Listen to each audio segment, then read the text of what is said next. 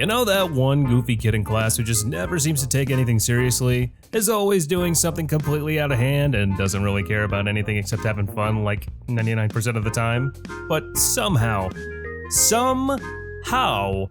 manages to come through whenever major challenges come up?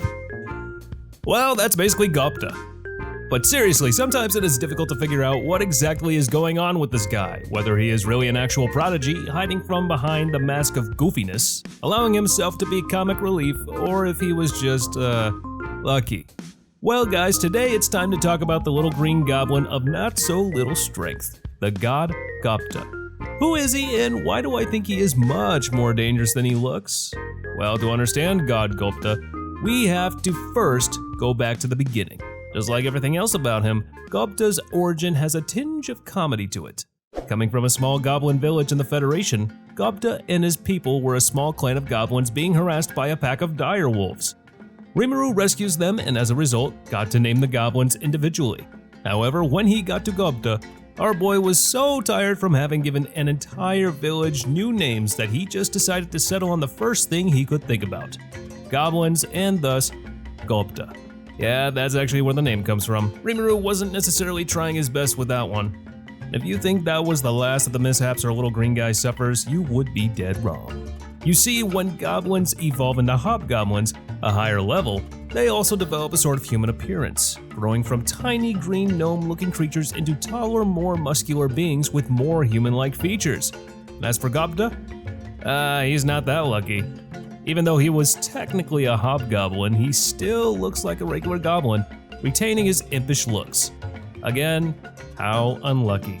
Taking him for nothing more than a minor inconvenience and an actual threat based on his appearance alone is understandable, as he looks like a literal child, but as one of the 4 Lords of Heaven and easily the most powerful hobgoblin in the Tensura universe, that is probably never a good idea.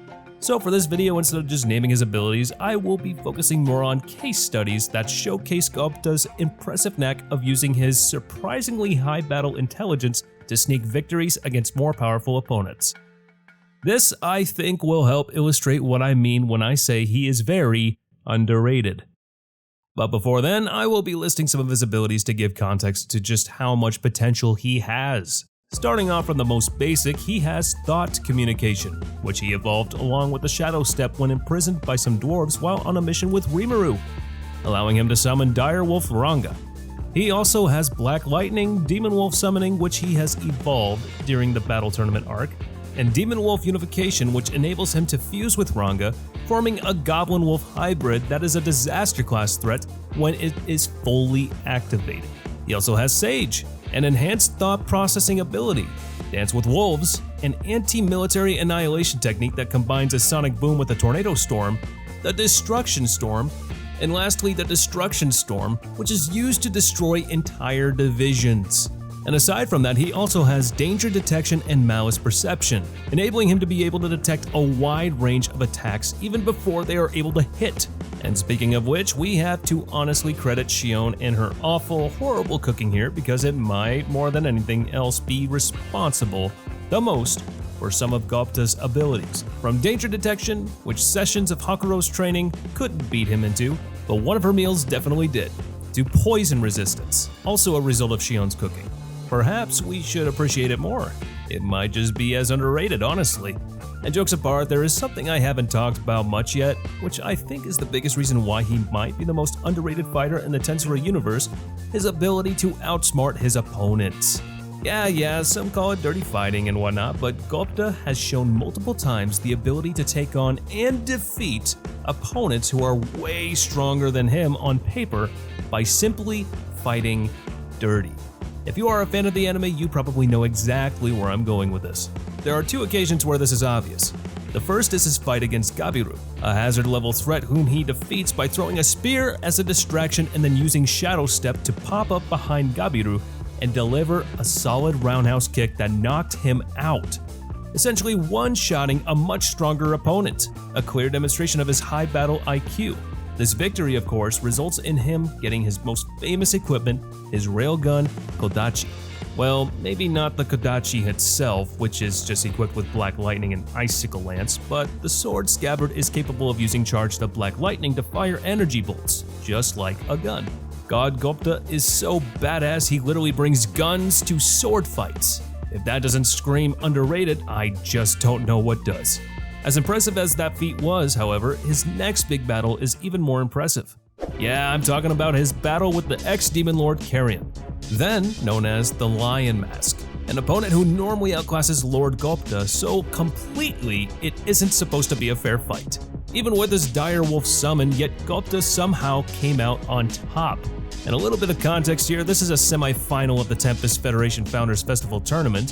One of the favorites to win is a mysterious fighter putting on a very noticeable lion mask to hide his identity and hence giving the creative name, the Lion Mask. His opponent, the Lord Gupta, who had only made it this far on a technicality, winning just one fight against the Guy, where Ranga sneaks into his summoning, a move technically within the rules but also somewhat unfair as it turned the battle into a 2-on-1 fight. This time though, against Lion Mask, not even Ranga could give him the upper hand.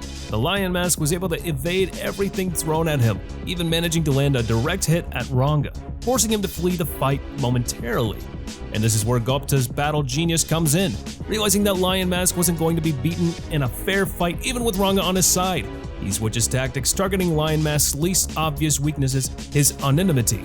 Concentrating his and Ranga's attacks on taking off the mask, he forced Lion Mask to focus on stopping them from unmasking him rather than actually launching any offensive attacks in a bid to protect his secret identity. And this didn't go down well with the crowd as they saw it as fighting dirty. But it didn't matter to our Lord Hobgoblin. He knew what he needed to do. He knew he couldn't possibly win otherwise, and he pressed on until the Lion Mask eventually lost his balance and stumbled out of the ring. This trait, more than any other ability or skill, is what makes Gupta, in my opinion, the most underrated fighter in the Tensura universe: his unpredictability. As a fighter, he is able to think outside the box using tactics that wouldn't even occur to most other people, finding the edge and pressing every little possible advantage until he is victorious. That is the true level of his genius. That is the Lord Gupta. There are a few of his other feats that deserve mentioning as they put into perspective just how impressive this guy is. The fact that he impressed a being as powerful as Milim so much she decided to personally take him under her wing, or that he is currently the captain of the Goblin Riders, or that he is one of the 4 Heavenly Kings, a group consisting of powerful beings like Xion, Diablo, and Benimaru. That is how powerful this goofy goblin is. And as the series progresses, it would be super exciting to see just how far he can develop his skills and abilities, and how he can integrate them into his very unique fighting style, and I personally cannot wait to see what the new shenanigans are in store for our favorite Hobgoblin. And that's the end of today's video. And as the series progresses, it would be super exciting to just see how far he can develop his skills and abilities and how he can integrate them into his very unique fighting style. I personally cannot wait to see what new shenanigans are in store for our favorite Hobgoblin, and let alone for the very next season that is to come. But anywho, don't forget to like, share, comment down below what your favorite character in I Got Reincarnated as a Slime is. And as for now, I'll catch you later. See you in the next one.